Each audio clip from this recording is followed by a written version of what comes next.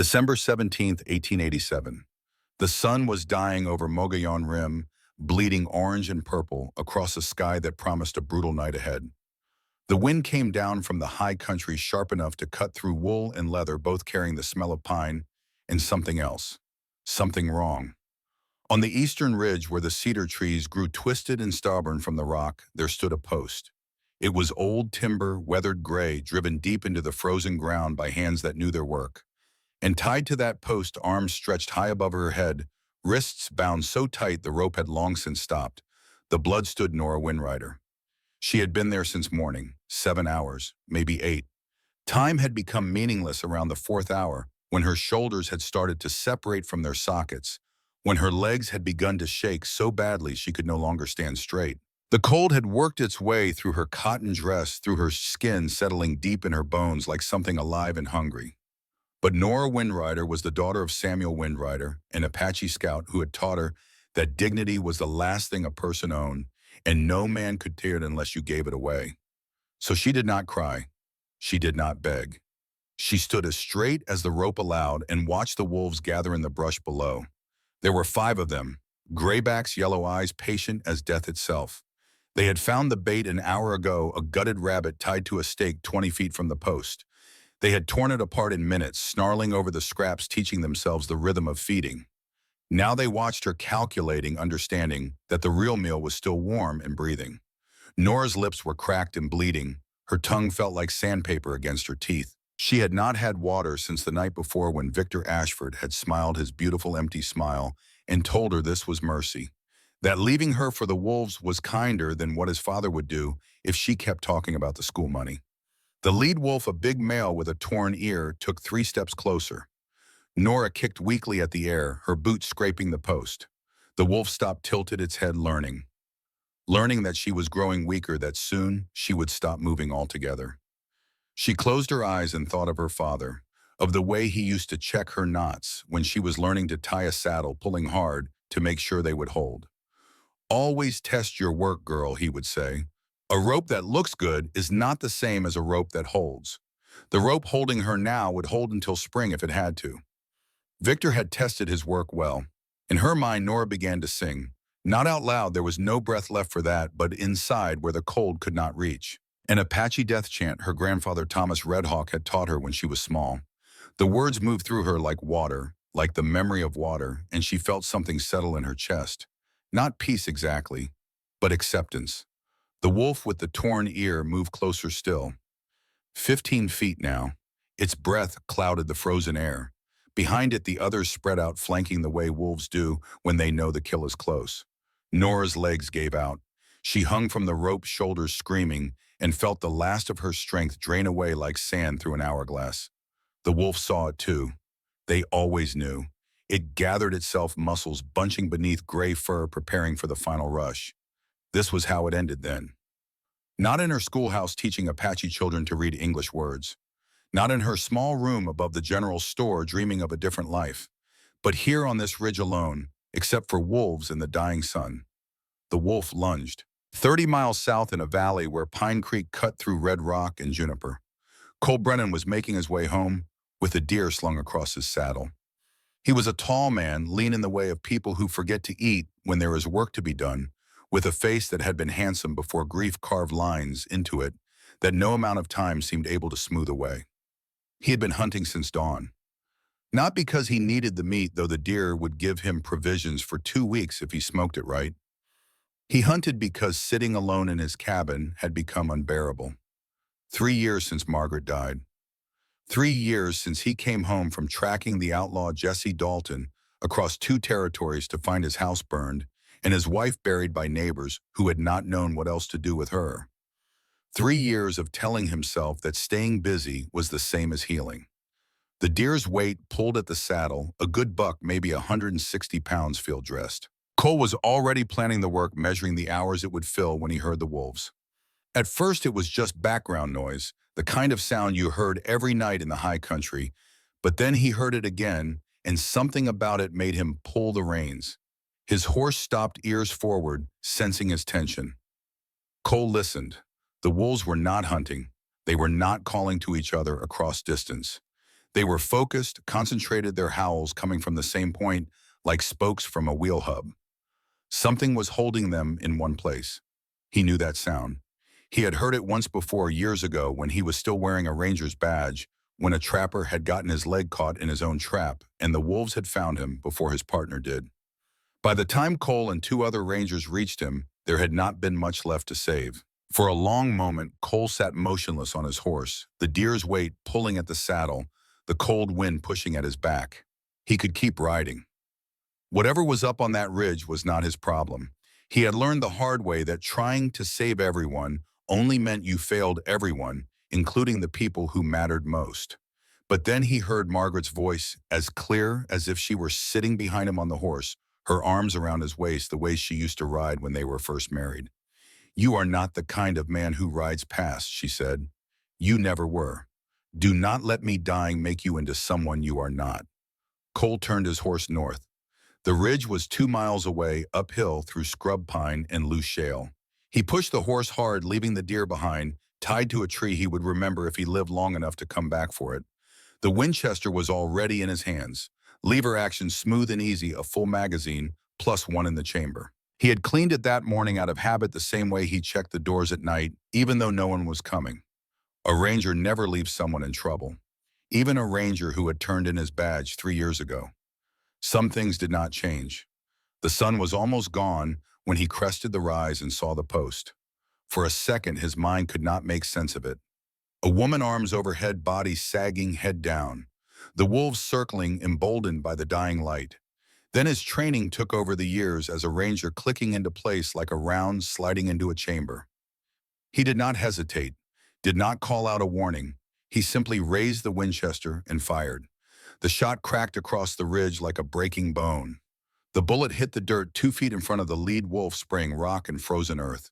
The animal yelped and bolted, and the others scattered behind it, melting into the brush like smoke. Cole worked the lever, chambered another round, and fired again, this time over their heads as they ran.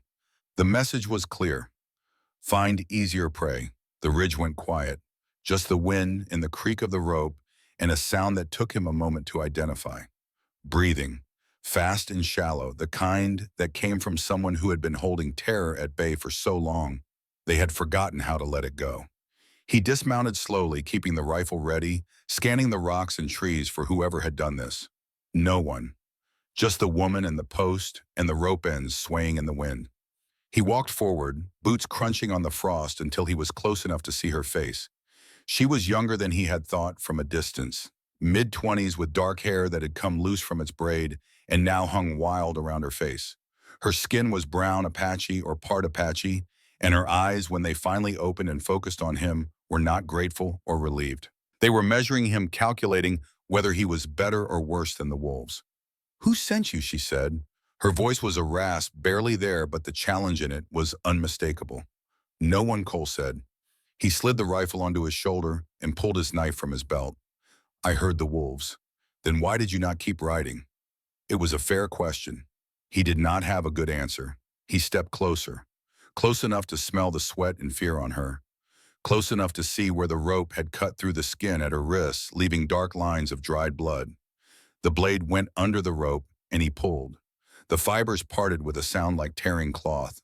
Her arms dropped, and she went with them, her legs giving out after hours of holding her weight. Cole caught her before she hit the ground, one arm around her waist, and for a moment she was warm and solid against him, the first human contact he had felt in months. Then she pulled away, staggering but standing, putting distance between them. "I can stand," she said. He believed her. He crouched and cut the rope at her ankles, then stepped back to give her room. People who had been tied up did not like to be crowded. He had learned that a long time ago. From his saddle, he took the canteen and offered it. She hesitated, pride and thirst fighting a brief battle behind her eyes. Thirst won. She drank in long pulls, water running down her chin, and he watched her throat work and knew she had not had water since yesterday at least. He took his coat from behind the saddle, the heavy buffalo hide one that had cost him 2 months' pay back when he was drawing a salary. "Here." She looked at it for a long moment before taking it, wrapping it around her shoulders. It swallowed her, hanging almost to her knees. She pulled it close, and he saw her hands shake just a little, the first crack in the armor she had been wearing. The wolves were still out there. He could hear them moving through the brush, keeping their distance now, but not gone, not by a long way. "Can you ride?" he asked. She nodded. He lifted her into the saddle. She weighed almost nothing, or maybe he was just remembering what it felt like to carry someone who mattered. He swung up behind her, his arm coming around her waist to hold the reins, and she stiffened at the contact but did not pull away. She understood. If she fell now, he might not be able to get her back up. They moved off the ridge at a walk, the horse picking its way carefully through the rocks. Behind them, the cedar post stood empty against the darkening sky, rope ends swaying in the wind like a question no one had answered. Neither of them spoke. There was nothing to say yet. He did not know who she was or why she had been left to die. She did not know what kind of man had cut her down, whether he wanted payment or gratitude or something worse. For now it was enough that the post was behind them and the wolves were falling away into the dark. But Cole could feel the questions building in the silence between them, and he knew that before the night was over, he would have answers, whether he wanted them or not. The cabin sat in a fold of land where Oak Creek ran shallow over smooth stones hidden from the main trail by a stand of cottonwoods and a granite outcrop that caught the afternoon sun. Cole had built it 3 years ago when he first came to this country, looking for a place where no one would find him unless he wanted to be found. It was small, just one room with a stone fireplace and a single window that faced east to catch the morning light. Enough for a man alone.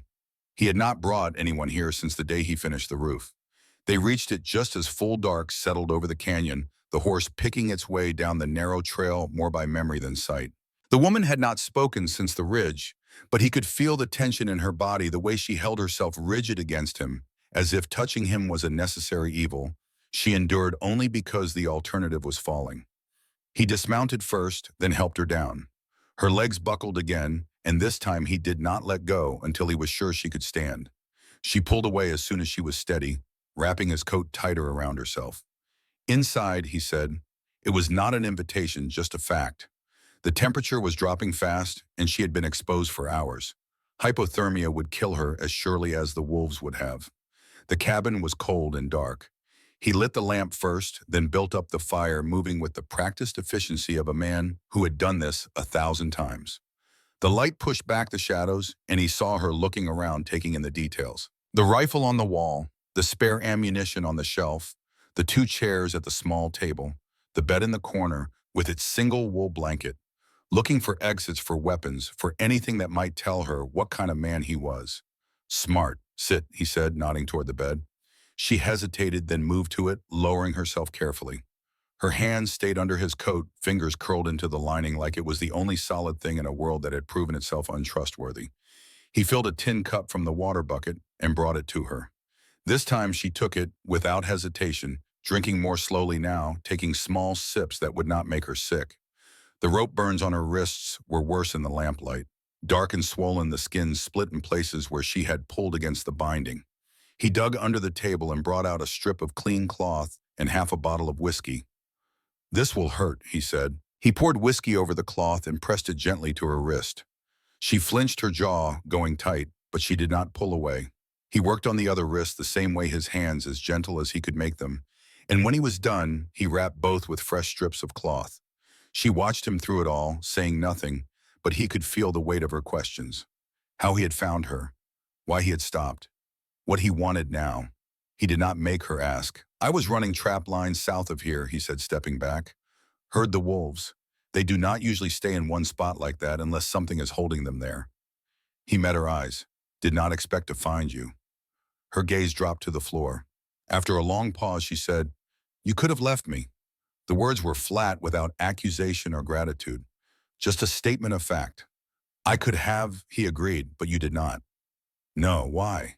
He thought about lying, about giving her an easy answer that would not expose the wound he carried. But she had earned the truth by standing up to those wolves without breaking. "Because once I did," he said, "and I have paid for it every day since." Something shifted in her face, some small softening around the eyes. She did not ask what he meant. Maybe she already knew.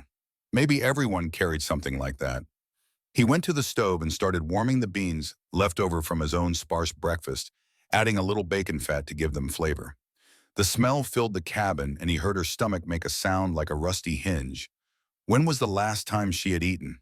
He put the beans on a tin plate and set it in front of her with a spoon and a piece of hard bread he had been saving. She looked at it for a moment, then ate in slow, deliberate bites, chewing each mouthful carefully, as if she were afraid it might be taken away. When the food was gone, he pulled a blanket from the shelf and set it beside her on the bed. "You take this tonight," he said. "I will take the floor." Her eyes flicked to him, searching for the catch, the price he would name. There was none. He had already spread his bedroll near the door and was sitting with his back against the wall, checking the Winchester by lamplight, out of habit, more than necessity. In the quiet that followed, the only sounds were the crackle of the fire and the wind outside testing the walls.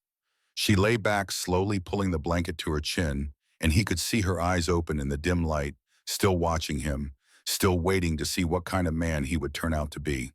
Cole knew it would take more than one night for her to trust him. That was fine. He had been alone long enough to know some things could not be rushed. He leaned his head back against the rough wood and closed his eyes, the rifle across his knees, and let himself remember the question she had asked. Why did you not keep riding? The answer was simple and terrible. Because Margaret had been right. He was not the kind of man who rode past. And 3 years of trying to become that man had not changed a thing except to make him smaller, lonelier, more hollow. Tomorrow maybe she would tell him who had left her on that ridge. Maybe she would tell him why. But tonight she was alive. The door was barred, and the wolves were far off in the darkness. For now, that would have to be enough. He woke before first light, the way he always did, his body trained by years of early patrol to rise when the world was still dark.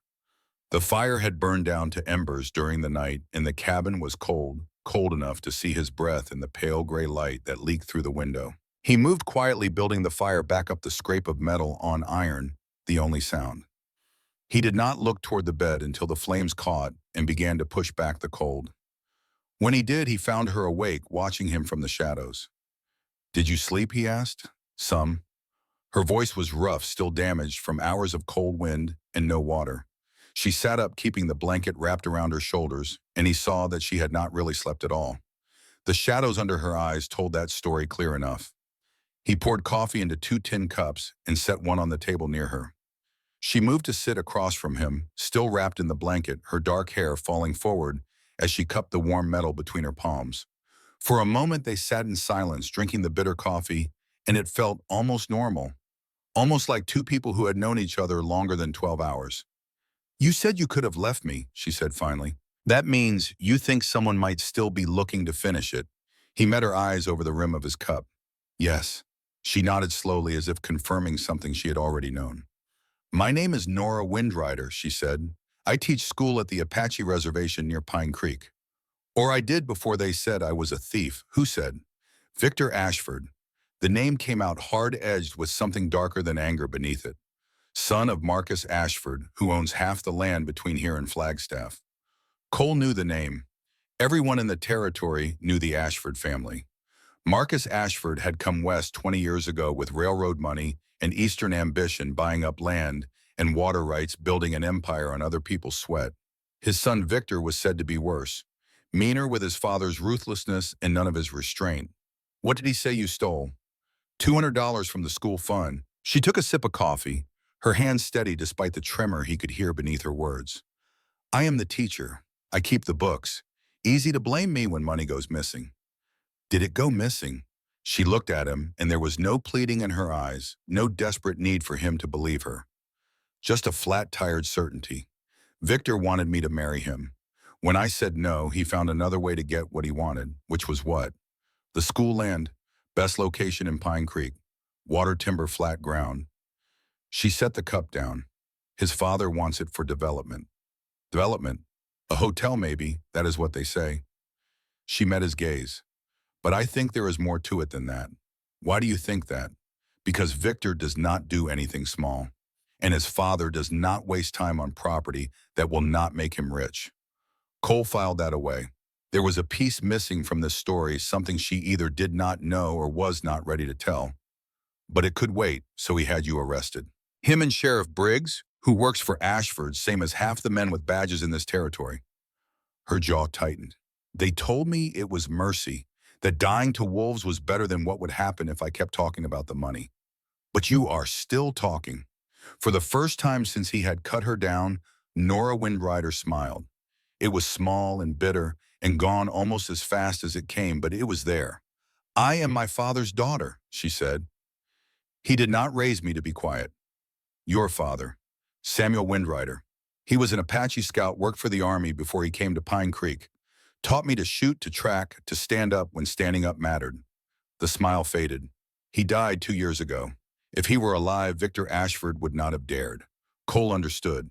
He had seen it before, the way some men waited for the strong to die before they moved on the weak. Cowards, all of them. But cowards with power were the most dangerous kind. If Ashford hears you are alive, he said, will he try again? Yes, no hesitation. He cannot afford to let me live. Not if there is any chance I could prove he lied. Cole set his cup down and looked at her across the small table. She looked back, waiting, and he saw in her eyes the same question he had been asking himself since he cut her down. What now? He could send her away, give her a horse, some supplies, point her toward Mexico or California, and tell her to run. It would be the smart thing to do, the safe thing. Get her out of his life before Ashford's men came looking and turned his quiet canyon into a battlefield. But he had already tried the smart thing, the safe thing. He had tried it 3 years ago when he rode out after Jesse Dalton and told Margaret he would be back in a week. He had tried it again when he built this cabin and told himself that staying alone meant no one else could get hurt.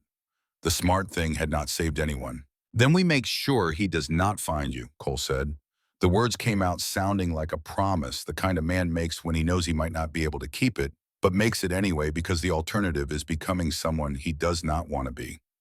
Nora studied him for a long moment. Then she nodded just once, and some of the tension went out of her shoulders. Not trust, not yet, but the beginning of it, maybe. After breakfast, bread torn from a small loaf and the last of the beans, Cole handed her a pair of wool socks and an old shirt that would hang loose on her frame. She took them without comment and changed in the corner while he stepped outside to check the horse. The sun was coming over the canyon rim now, throwing pale yellow light across the flats. The air was crisp and still the kind of cold that hurt to breathe but felt clean going down. He saddled the horse and was checking the cinch when he saw them. Tracks. 2 sets of hoof prints cutting through the frost near the tree line. Fresh, maybe 6 hours old. Whoever had made them had ridden through in the night close enough to see the smoke from his chimney if they had been looking. Cole crouched studying the prints. One horse favored its left front, the shoe worn on the outside edge. The other had a notch in the right rear, probably from a stone. He committed both to memory, the way he had been trained, the way that had kept him alive through a dozen tight spots, when knowing which horse belonged to which man made the difference between an ambush and a warning. When he came back inside, Nora saw the change in his face. Riders? She asked. 2. Passed in the night. Did not stop, but they were close. She stood a little straighter, her hand moving instinctively to where a gun would hang if she had one. If they know I am here, Victor will come. Probably. He picked up the Winchester and began checking the action, working the lever, feeling the smooth mechanical certainty of well-maintained steel. Which means we are not staying here. Where will we go? Flagstaff, there is a man there who can help. Judge Owen Hartford, he was a friend of your father's. Nora's eyes widened slightly. I know him. He came to the funeral. Then he will remember you. And he is one of the few men in this territory who does not bend when the Ashfords push. Cole pulled out his spare Colt revolver and showed her how to check the cylinder, how to clear a jam if it happened. She handled the weapon with easy familiarity, and he remembered what she had said about her father teaching her. You know how to shoot, he said. Targets. I have never shot at a person. Hopefully you will not have to. But if you do, he met her eyes, shoot to kill. Not to scare, not to wound, to kill. Understand? She held his gaze for a long moment, then nodded. They packed light. Ammunition, water, a little food. Cole strapped on his gun belt, slid the Winchester into its saddle scabbard, and took one last look around the cabin. He did not know when he would see it again. Maybe never if Ashford's men were as good as their reputation said. Before they left, Nora turned to face the east. She stood very still for a moment, then spoke in a language Cole did not understand. Apache, he thought, a prayer maybe, or a blessing. When she finished, she looked at him, and there was something new in her eyes. Not fear exactly, but awareness.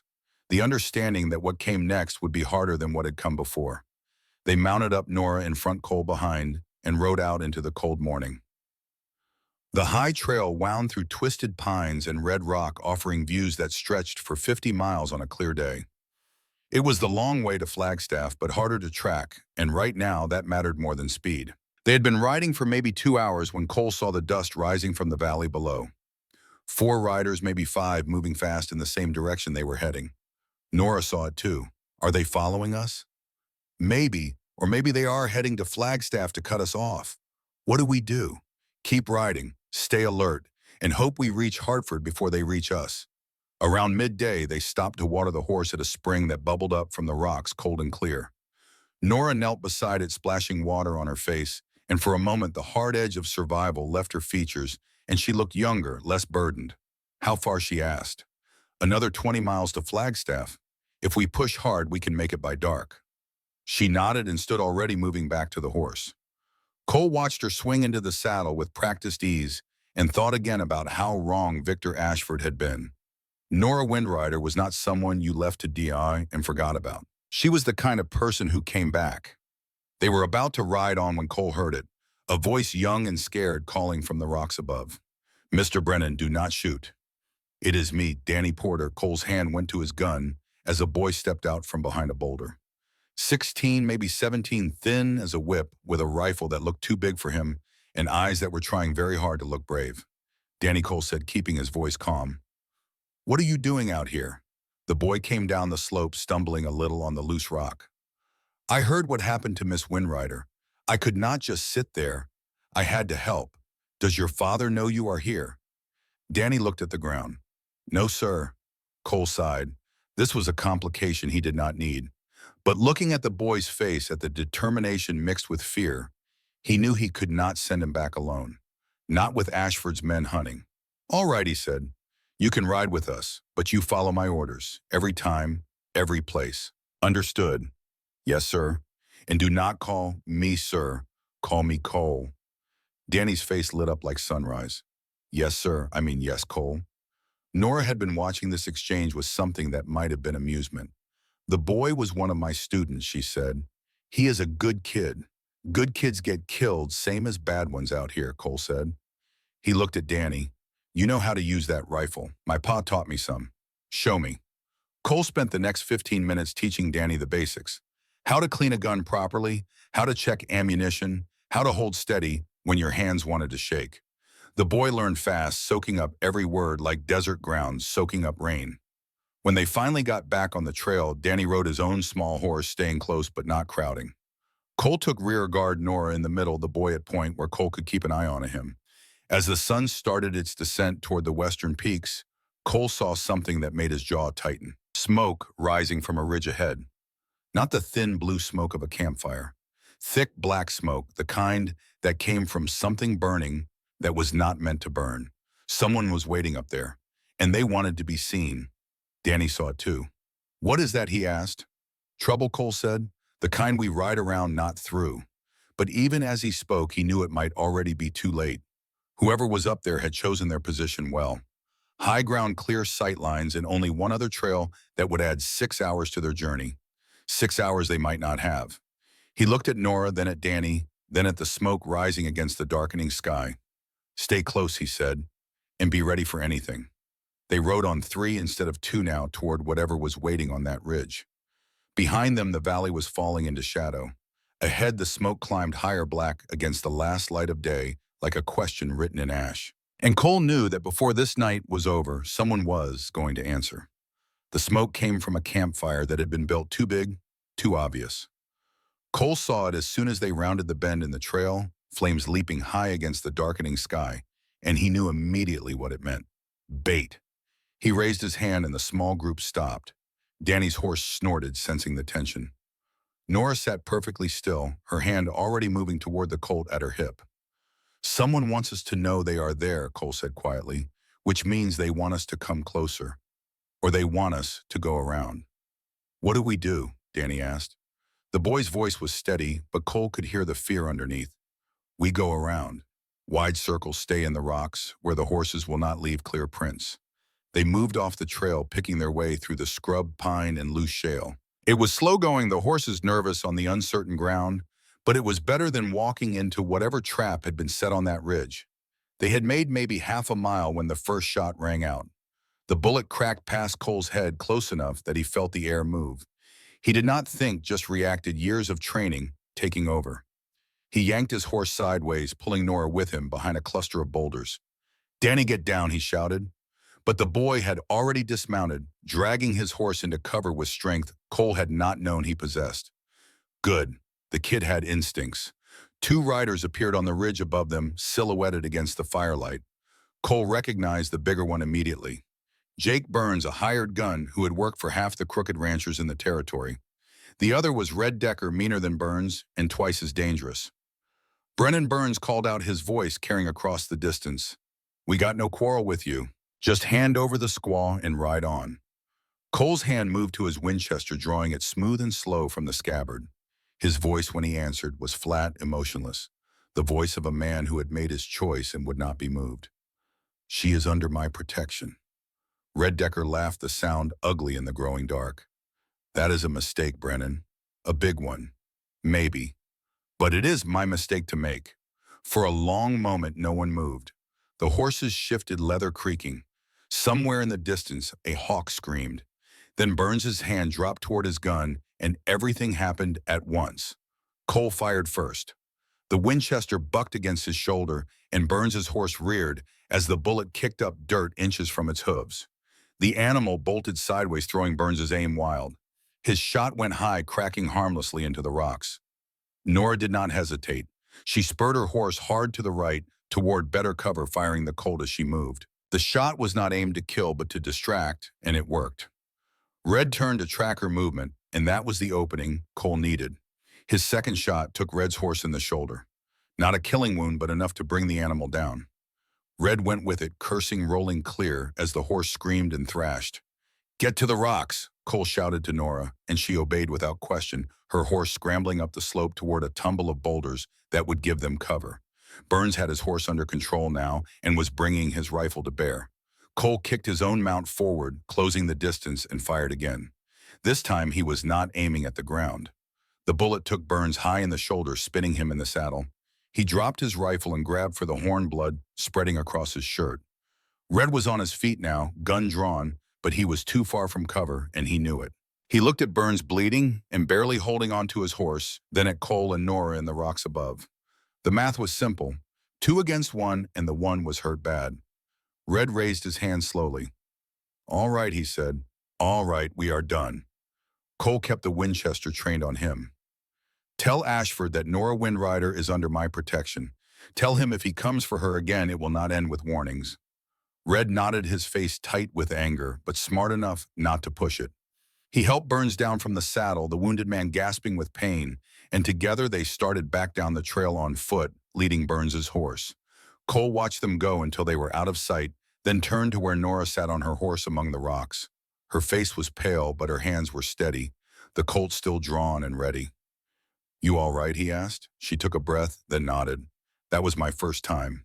First time in a gunfight. First time shooting at a person." She looked down at the revolver in her hand, as if surprised to find it there. "My father taught me to shoot targets. He never got to teach me this part." Cole rode up beside her. "You did good. Kept your head, found cover, did not freeze. That is more than most people can say their first time." She met his eyes, and there was something raw in her expression, something that had not been there before. "I was terrified." "Good. That means you are not crazy." He held out his hand for the Colt. "Let me check it." She handed it over, and he examined the cylinder, then passed it back. "Keep it loaded. We are not out of this yet." A small sound made them both turn. Danny was standing beside his horse, the rifle in his hands, his face white as snow. "I did not shoot," he said, his voice barely above a whisper. "When it started, I just froze. I could not move." Cole dismounted and walked over to the boy. He put his hand on Danny's shoulder and felt him shaking. "You got yourself and your horse to cover," Cole said. "That is what mattered. Shooting comes later. Staying alive comes first. But I was supposed to help. I was supposed to be brave. Being scared and doing it anyway, that is brave. Not being scared at all, that is just stupid. And stupid gets you killed." Danny looked up at him, searching his face for the lie, finding none. Some of the tension went out of his shoulders. "Come on," Cole said. We need to put some distance between us and this place before they come back with more men.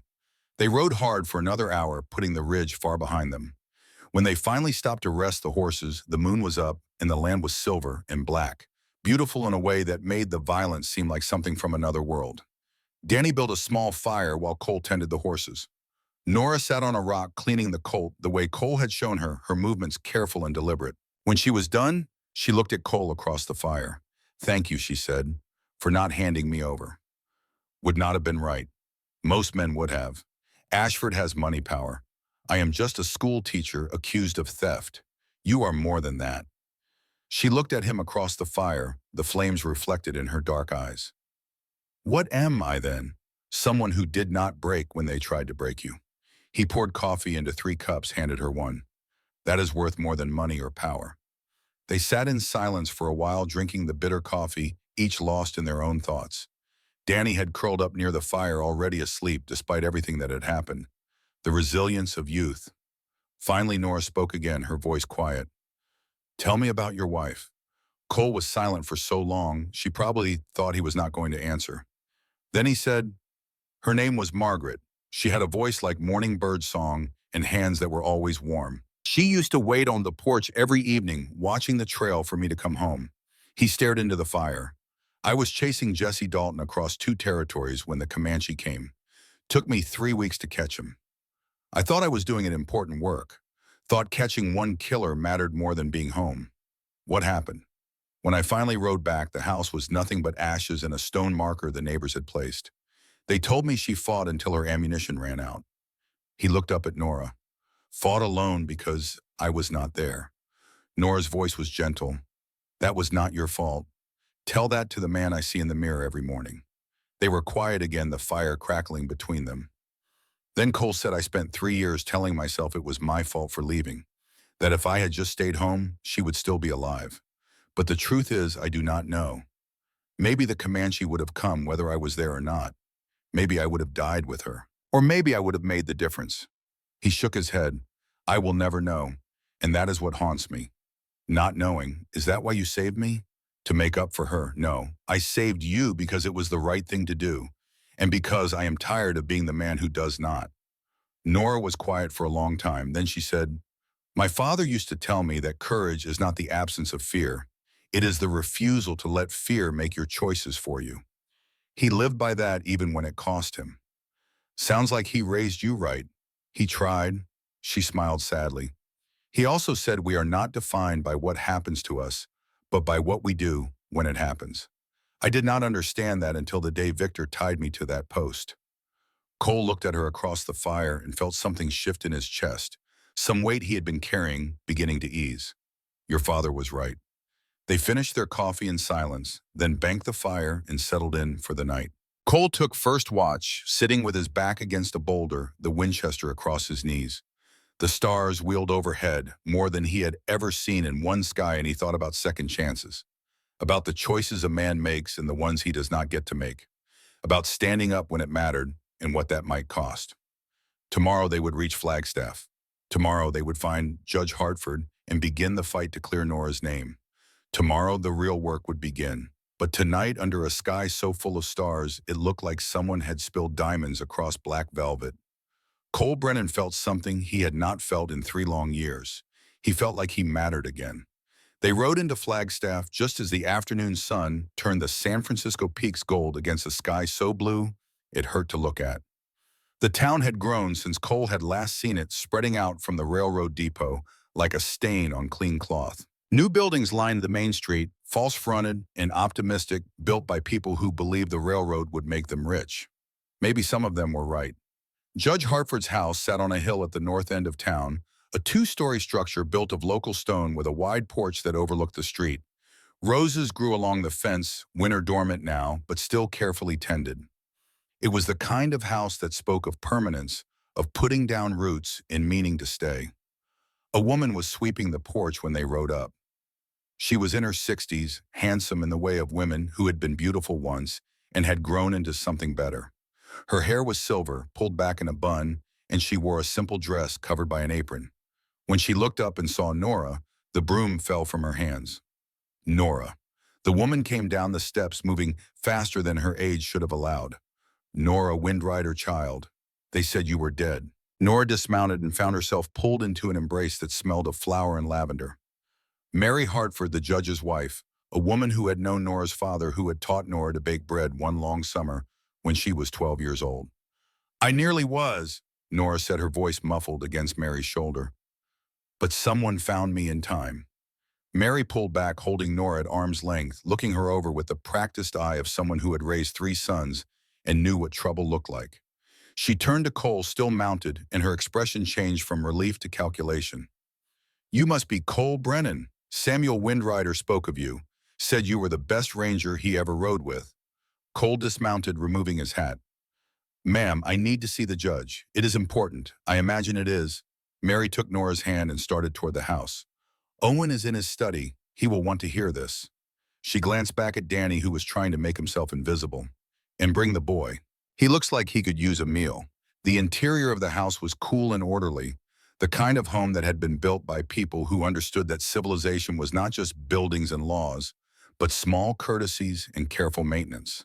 Mary led them down a hallway lined with books and into a study where an old man sat behind a massive desk reading through a stack of legal documents by lamplight. Judge Owen Hartford was 70 if he was a day, with white hair that still showed traces of the red it had been, and eyes that were sharp as broken glass. He had been a lawyer in Boston before the war, a colonel during it, and a territorial judge after. He had sentenced men to hang and had watched them drop, and rumor said he had never lost a night's sleep over any of it. He looked up when they entered, and whatever he had been about to say died on his lips. Nora Windrider. His voice was like gravel in a tin cup. I attended your funeral 3 days ago. Nora stepped forward. I am harder to kill than Victor Ashford expected.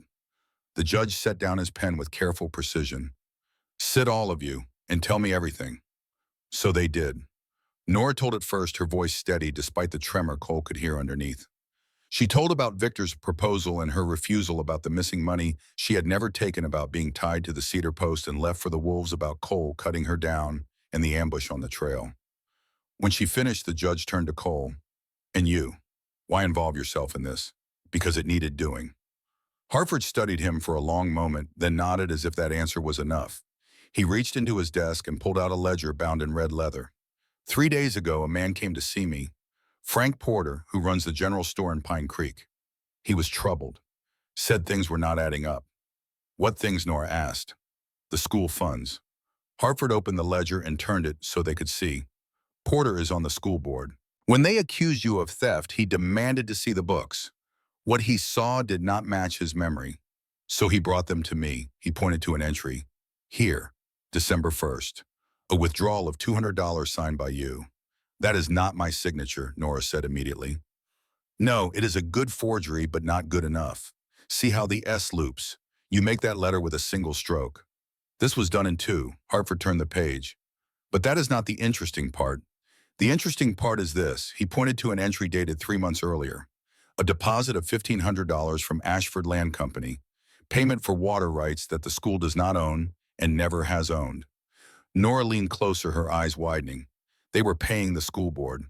3 members of it, yes, $500 each. Hartford's voice was cold. Marcus Ashford wanted that land. When you refused his son, they decided to remove you and take the land legally through a corrupted board. Can you prove it? Cole asked. This ledger is proof, but it is not enough on its own. We need testimony. We need men willing to stand up in court and say what happened. He looked at Nora. Are you willing to do that? Yes, it will not be easy. Ashford owns the sheriff in Pine Creek. He has friends in the territorial government. Taking him to court means taking on everyone he has bought over the last 20 years. I know. And you. Hartford turned to Cole. This is not your fight. It is now. The judge sat back in his chair, his fingers steepled beneath his chin. Very well. The territorial court sits in Prescott. We will need to go there, present evidence to the marshal. If he agrees, we can bring charges. He paused. But Ashford will not let you get that far without a fight. Then we fight, Nora said simply. Hartford looked at her, and something that might have been approval flickered in his eyes. You are your father's daughter. Mary Hartford had been standing in the doorway listening. Now she stepped forward. You will stay here tonight, both of you. All three of you, she corrected, seeing Danny. Owen can write to the marshal, arrange a hearing. In the morning, we will decide what comes next.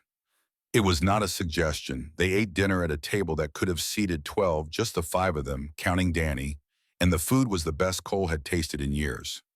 Roast chicken potatoes, bread still warm from the oven. Mary Harford had clearly decided that if she was going to feed guests, she was going to do it right.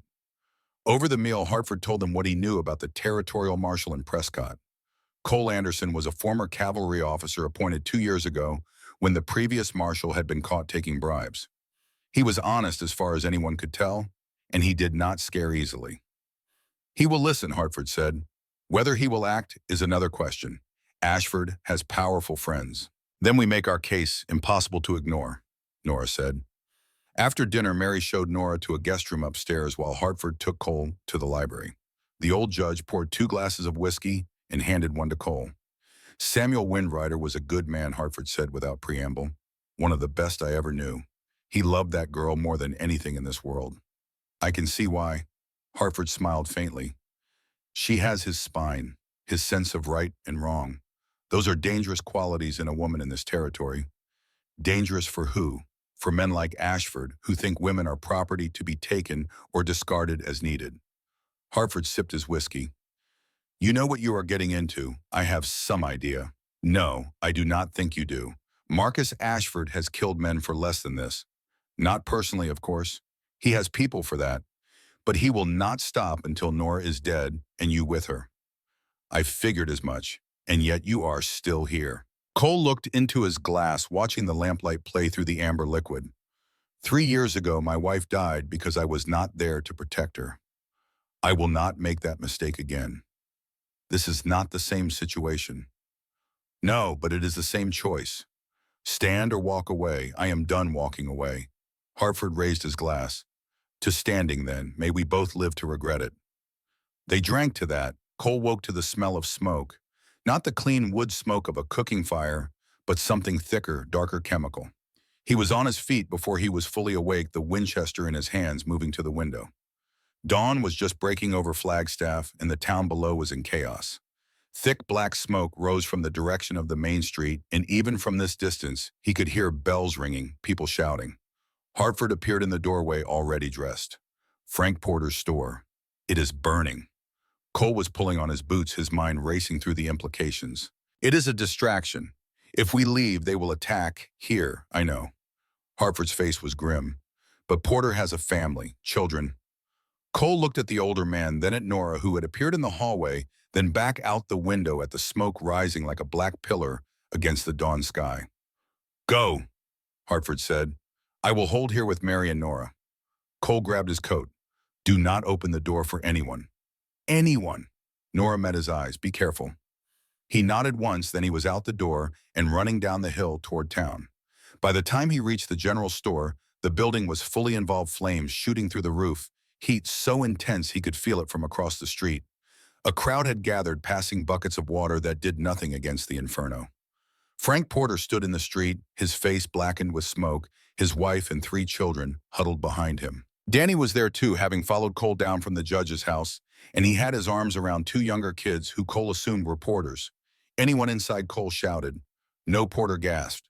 We got out, but everything we own is in there. Cole looked at the burning building and knew immediately what had happened. This was arson, professional and thorough. Ashford's message to anyone who might help Nora. This is what happens when you stand against us. But Porter was standing there, his store burning, his livelihood destroyed, and he was not backing down. He looked at Cole, then around at the crowd that had gathered, and he raised his voice so everyone could hear. I stand with Nora Windrider. She is innocent, and I will testify to it. The crowd went quiet. People looked at each other, weighing risk against conscience, fear against duty. Then a woman stepped forward. Emma Chen, who ran a small Chinese restaurant 2 streets over. I will testify, too, she said in accented English. I saw Victor Ashford threaten Miss Windrider. I will tell the court. Another voice, this one belonging to Doc Henry Calloway, the town physician. I examined the school records. No money was missing until Ashford said it was. I will testify. One by one, people stepped forward. Frank Porter, Emma Chen, Doc Calloway. then others. People Nora had taught people, she had helped people who simply believed that right mattered more than power. Reverend John Walsh, a tall man with kind eyes, raised his hand. I will go to Prescott. God's truth must be told. Cole watched them and felt something loosen in his chest. They were not alone. They had never been alone. When he got back to Hartford's house an hour later, he found the judge standing on the porch, a telegram in his hand. From Marshall Anderson, Hartford said, he will hear our case. We leave for Prescott in the morning. Inside, Nora was waiting. She looked at Cole, her eyes searching his face for answers. Porter's store is gone, Cole said, but he is standing with us. So are others. How many? Enough. That night, as they prepared for the journey ahead, Cole stood on the porch looking out at the dark town below. Somewhere out there, Victor Ashford was making his own preparations. Somewhere out there, men were being hired and plans were being made. But here in this house, people were standing for truth, for justice, for the simple idea that right mattered more than power. It was not enough to guarantee victory, but it was enough to make the fight worth having. The ride to Prescott would take 3 days. They left at first light, a strange caravan of witnesses and hope. Cole and Nora, Judge Hartford and his wife Mary, Doc Calloway, who had closed his practice to come, Frank Porter, his store now ashes, but his resolve iron, Emma Chen, quiet but determined, Reverend Walsh, who refused to let Nora stand alone, and Danny Porter, who would not leave his father's side. 8 people against an empire. Cole had seen worse odds. They traveled in a group now, 2 wagons and 6 horses. Cole rode point, his eyes constantly scanning the tree line. Doc Calloway brought up the rear with a rifle he claimed not to know how to use but carried anyway. Nora rode beside Hartford's wagon, close enough to talk, but far enough to have room to move if trouble came. She had the Colt on her hip now, worn openly, and Cole noticed she checked it periodically the way a good rider checks the cinch. She was learning fast, maybe too fast. They made good time through the morning, following the high road that wound through the ponderosa forests. The air was crisp and clean, scented with pine and snow that had not yet fallen, but would soon. Around midday, they stopped to water the horses at a spring. Nora knelt beside it, splashing the cold water on her face, and for a moment the hard edge of survival left her features. How far to Prescott, she asked Cole. 40 more miles, 2 days if we push hard. Ashford will not let us get there easily. No, he will not. They remounted and continued the trail, now descending into a valley where the land opened up and offered few places to hide. Cole did not like it. Too exposed. But the only other route would add a full day to their journey. He was about to call for a faster pace when he saw them. 6 riders emerging from a dry riverbed ahead, spreading out to block the trail. And leading them, sitting tall on a black horse, was Marcus Ashford himself.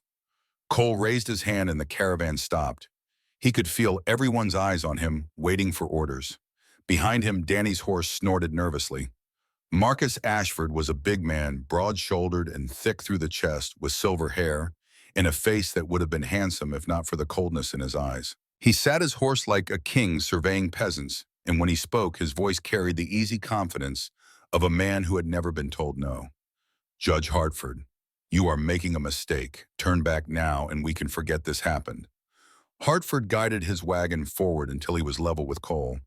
This woman has the right to a fair trial. Rights are what I say they are in this territory. Cole urged his horse a few steps ahead. Not anymore. Marcus turned his attention to Cole, for the first time really looking at him, and something dangerous moved behind those cold eyes. Brennan is it. I know about you, the washed-up ranger playing hero. You should have stayed in your cabin. Probably, but I did not. A mistake you will regret. Cole's hand moved to rest on the Winchester in its scabbard. We will see. For a long moment, the 2 groups faced each other across the empty riverbed. The horses shifted, leather creaked. Somewhere a crow called out harsh and mocking. Then a shot cracked out from the hillside to the east. One of Marcus's men jerked in the saddle, a red stain spreading across his shoulder. The man screamed and grabbed for his saddle horn, and suddenly everyone was moving at once. Cole fired the Winchester, bucking against his shoulder. His bullet kicked up dirt near Marcus's horse, and the animal reared. Frank Porter, surprisingly calm for a shopkeeper, fired from the wagon, his shot ricocheting off the canyon wall and sending rocks tumbling down. Emma Chen whipped the horses, pulling the second wagon, driving Mary and Nora away from the gunfight. Doc Calloway's shotgun roared the blast wild, but close enough to make Marcus's men think twice. And from the hillside, that mystery shooter fired again. Another of Marcus's men went down, his horse stumbling. Marcus saw the way the fight was going and made his choice. "Fall back," he shouted. "Fall back." His men needed no more encouragement. They wheeled their horses and rode hard back down the riverbed, leaving behind one wounded man who could not keep up. The shooting stopped. Silence fell, broken only by the moaning of the wounded man and the distant sound of hoofbeats fading into the canyon. Cole kept his rifle trained on the hillside, trying to see who their mysterious ally was. There among the rocks, a figure moving with the careful deliberation of someone who knew this land like his own skin. The figure stepped into view. An old man Apache dressed in buckskin with white hair worn long and a rifle that looked older than he was. He picked his way down the slope with the sure footing of a mountain goat, and as he got closer, Cole could see the weathered lines of his face, the sharp intelligence in his eyes. Nora made a sound Cole had never heard from her before, a gasp that was half laugh, half sob. "Grandfather." She jumped down from the wagon and ran toward the old man, and he caught her in his arms like she weighed nothing at all. Thomas Redhawk held his granddaughter for a long moment, then pulled back to look at her face. "Granddaughter," he said in English that carried only the slightest accent. "I heard you were in trouble. Thought you might need help. How did you find us? I have been following since Flagstaff, making sure no harm came to you." He looked past her to Cole, and the two men measured each other in silence. Then Thomas walked forward, his hand extended. "You are Brennan. Samuel spoke of you, said you were a man of honor." Cole took the offered hand. "Thank you for the shots from the hill. Family protects family." They tended to the wounded man, Marcus's hired gun, despite Hartford's objections. Dr. Calloway insisted, saying he was a physician and did not get to choose his patients. The man, whose name was Clem, told them through gritted teeth that Marcus had put a bounty on Nora. $200 for whoever brought her back, dead or alive. "Men are coming from as far as New Mexico." Clem said, his face pale from blood loss. "You will not make it to Prescott." "We will make it," Thomas Redhawk said quietly. "I will scout ahead, clear the path." That evening they made camp in a defensible position, a box canyon with only one way in and good sight lines all around. The men built a fire while Mary and Emma prepared a simple meal from their supplies. Cole found himself sitting around that fire as darkness fell, surrounded by people who had chosen to stand when they could have stayed safe. Thomas sat across from him, his weathered face thoughtful in the firelight. Hartford was there, and Frank Porter, and Doc Calloway, and Reverend Walsh, even Danny trying hard to look older than his 16 years. Thomas broke the silence first. "Samuel Windrider was my son-in-law," he said. "When he married my daughter, many in our tribe were angry, said he was taking her away from her people. But I saw something they did not. I saw that he honored her, saw her not as property but as a partner." He paused, looking into the fire. "Nora is like her mother in many ways, strong, unwilling to bend, but she is also like her father. She believes in justice even when justice seems impossible." Frank Porter spoke up. "I knew Samuel. He saved my store, once ran off 3 men who were trying to rob me. Never asked for anything in return." Doc Calloway nodded. "He brought sick Apache to my office. Would not take no for an answer. I treated them, and he made sure I was paid even when they had nothing." One by one, the men around that fire shared their memories of Samuel Windrider. And Cole, listening, understood something he had not before. This was not just about Nora. It was about honoring a man who had lived right, who had bridged 2 worlds and tried to make both of them better. Danny was watching the older men with wide eyes, soaking up every word. Cole saw himself in the boy at that moment, saw the hunger to learn to be part of something larger than himself. Later, when most had gone to sleep, Cole sat first watch with Thomas Redhawk. The old Apache moved with a silence that was almost uncanny, appearing beside Cole without a sound. "You care for her," Thomas said. It was not a question. "I do. Good. She needs someone who will stand. Her father taught her to be strong, but strength alone is not enough. Sometimes we need others to be strong with us. Your son-in-law was a good man." "He was." Thomas was quiet for a moment. "I see much of him in you, Brennan. That same code, that same refusal to bend when bending would be easier. I am not sure that is a compliment. It is the highest compliment I can give." They sat in comfortable silence after that, two men who understood each other without needing many words. The fire burned low. The stars wheeled overhead. And somewhere in the darkness, Nora slept protected by a circle of people who had chosen to stand. The next day brought rain, cold and steady, turning the trail to mud. But Thomas Redhawk ranged ahead scouting and came back each time to say the path was clear. They made slow progress but steady. It was late afternoon when the rain turned into a downpour and Hartford called for a halt. There was an old line shack ahead, he said, a hunting cabin that the lumber company sometimes used. They could wait out the worst of the storm there. The cabin was small and drafty, barely large enough for 8 people in their gear, but it had a roof and a stone fireplace, and that was enough. They crowded inside, dripping and cold, and set about building a fire. Cole was checking the horses in the lean-to behind the cabin when he heard it. Hoofbeats. Multiple riders. Coming fast from the south. He moved to the corner of the building and peered around. 6 men on horses' back, pushing hard despite the rain. Even at this distance, he recognized the lead rider. Red Decker, the man from the first ambush, now healed enough to ride and looking for payback. Cole ran for the cabin.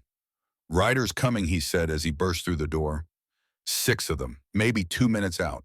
The transformation was immediate. Walsh helped Mary into the back corner, behind the table. Frank grabbed his rifle and moved to a window. Doc Calloway, hands shaking but face set, took position at another. Nora checked her Colt and moved beside Cole at the front window. Hartford stood in the center of the room, shotgun in hand, calm as if he were presiding over court. "When they call out," he said, "I will answer. Try not to shoot unless they shoot first. We are still on the right side of the law. Let us keep it that way." The riders came into view through the rain spreading out as they approached. Red Decker was in the center, flanked by 2 men on each side, experienced men who knew how to attack a fortified position. They stopped about 30 yards out, just beyond easy rifle range. Hartford Red called out, "Send out the woman and we ride away. Nobody has to get hurt."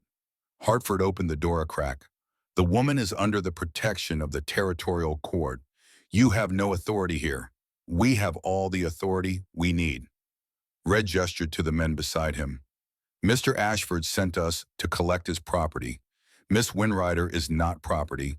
She is a free woman and a material witness. Interfering with her is a federal offense." Red laughed, the sound ugly in the rain. "Federal offense? That is rich. Out here, the only law is what you can enforce, and I count 6 guns against what, 4 or 5? 8, Nora called out, her voice clear and strong. "And we are not afraid of you." The men shifted in their saddles. One of them, younger than the others, looked nervous. This was not what he had signed up for. Probably thought it would be easy money collecting a lone woman and her protector. Not a cabin full of armed citizens prepared to fight. "Last chance," Red said. "Send her out or we come in and take her." "Try it," Cole said. For a long moment, no one moved. Rain drummed on the roof. The horses stamped and snorted. Red's hand drifted toward his gun. Then a shot cracked out from the tree line to the east, and one of Red's men jerked in the saddle, a red stain spreading across his shoulder. The man screamed and grabbed for his saddle horn, and suddenly everyone was moving at once. Cole fired through the window, not aiming to kill, but to drive them back. His bullet kicked up mud near Red's horse and the animal reared. Doc Calloway fired from the side window, his shot wild but close enough to make the riders scatter. More shots came from the trees. Thomas Redhawk, invisible in the rain, picking his targets with the patience of a man who had hunted his whole life. 2 more of Red's men went down wounded, but not dead. Red was shouting orders, trying to rally his men, but the fight had turned against them too quickly. One man was already wheeling his horse to flee. Another followed. Red looked at the cabin, at the trees where Thomas was hidden, at his wounded men struggling to stay mounted. His face twisted with rage, but he was not stupid enough to die for Ashford's money. "Fall back," he shouted, and kicked his horse into a gallop. The others followed, leaving behind one wounded man who fell from his horse and lay groaning in the mud. The shooting stopped. Silence fell, broken only by the rain and the moaning of the wounded man. Cole stepped out onto the small porch, rifle ready, by eyes scanning the tree line. Thomas Redhawk emerged from the pines, moving with the careful deliberation of age and wisdom. "Thank you," Cole said. Thomas nodded. "They will not come back tonight, but we should not stay long. More will come." Doc Calloway went out to tend to the wounded man, despite the rain, despite the danger. I am a doctor, he said when Hartford tried to stop him. I do not get to choose. They bound the man's wounds and left him in the lean-to with water and bandages. When he could travel, they would turn him over to the marshal. That night, as the rain continued to fall and the fire crackled in the stone hearth, Danny Porter sat in the corner, his rifle across his knees, his eyes distant. Cole moved over to sit beside him. Talk to me. I froze again. Danny said quietly. When the shooting started, I could not pull the trigger. Did you find cover? Yes. Did you keep your head down? Yes. Then you did what needed doing. He put his hand on the boy's shoulder. Shooting comes with time. Surviving comes first. But when will I be ready? Cole looked at him, at this boy, trying so hard to become a man. When you stop asking that question, you will be ready. They rode out at first light, leaving the line shack behind. The rain had stopped, but the sky was still heavy with clouds. Thomas ranged ahead as always, making sure the path was clear. Cole found himself riding beside Nora as the morning wore on. Neither spoke for a long time, just moving through the land together, comfortable in the silence. Finally, Nora said, after this is over, after Prescott, what will you do? Cole thought about that. I do not know. 3 years I spent hiding, telling myself I was better off alone. Then I met you and I remembered what it felt like to matter, to be part of something bigger than myself. He looked at her. I do not want to go back to being alone. What do you want? To build something. A life maybe, with people who matter.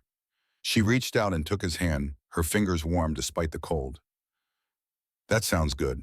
They rode like that for a while, hands linked, and Cole felt something settle in his chest that had been restless for 3 long years. Prescott appeared before them in the late afternoon, sprawling across a valley between pine-covered hills. It was bigger than Flagstaff, rougher, a town built on mining and cattle, and the kind of commerce that followed both. The territorial courthouse sat on a hill at the center, a 2-story stone building with the flag of the United States hanging in the still air. Marshal Cole Anderson was waiting for them on the courthouse steps. He was a compact man in his 50s with iron gray hair and eyes that had seen everything and been impressed by none of it. He wore a marshal's star pinned to his vest and a Colt on his hip, and he stood with the stillness of someone who did not waste energy on unnecessary movement. Judge Hartford, he said as they dismounted. Got your telegram. Interesting claims you are making. They are not claims, Marshal. They are facts, and we have evidence to prove them. Anderson looked at Nora, taking her measure. You are the school teacher who was left to die. Yes, sir, but did not die. No, sir. Thanks to Mr. Brennan. Anderson turned his attention to Cole, and Cole had the distinct impression of being cataloged, assessed, and filed away for future reference. I know who you are. Texas Ranger. Good reputation until your wife died. Then you disappeared. I am here now. So I see. The marshal gestured toward the courthouse. Come inside, all of you. Let us hear this evidence. They filed into a hearing room, austere and functional. Anderson sat behind a scarred wooden desk while Hartford presented the ledger, walking him through the forged signature, the bribery payments, the systematic corruption of the school board. Then Nora testified, telling her story in that same clear, steady voice. The proposal from Victor Ashford, her refusal, the accusation of theft, being tied to the cedar post. Cole cutting her down, the ambushes that followed. When she finished, Anderson sat back in his chair. That is quite a story, Miss Winrider. It is the truth. Can you prove it? I have witnesses. One by one they testified. Frank Porter, Emma Chen, Doc Calloway, Thomas Redhawk, who spoke with such quiet dignity that even Anderson leaned forward to listen. When the last witness finished, Anderson stood and walked to the window, looking out at the town below. For a long moment, he said nothing, and the silence stretched tight as a bowstring. Finally, he turned back to face them. This is bigger than I thought. Corruption at this level, bribery of public officials, attempted murder. If even half of what you are saying is true, Marcus Ashford has committed crimes that could see him hanged. It is all true, Hartford said. Every word. Then we have a problem. Anderson crossed his arms. Ashford owns people, judges, lawyers, politicians. Even if I arrest him, even if we bring charges, there is no guarantee we can get a conviction.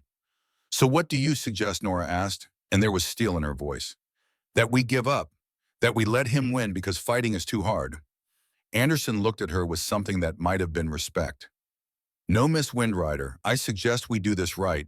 Build a case so solid that even Ashford's money cannot break it. How long will that take?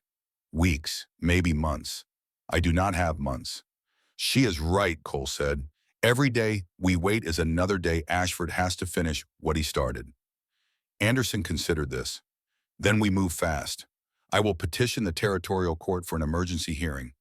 3 days from now, can you be ready? We are ready now, Hartford said. Good, because once we start this, there is no going back. Ashford will throw everything he has at us. Nora did not hesitate. I am prepared for that. The marshal nodded. Then I will see you in court. They took rooms at the Prescott House, a hotel that had seen better days, but still had locks on the doors, and a proprietor who asked no questions as long as the money was good.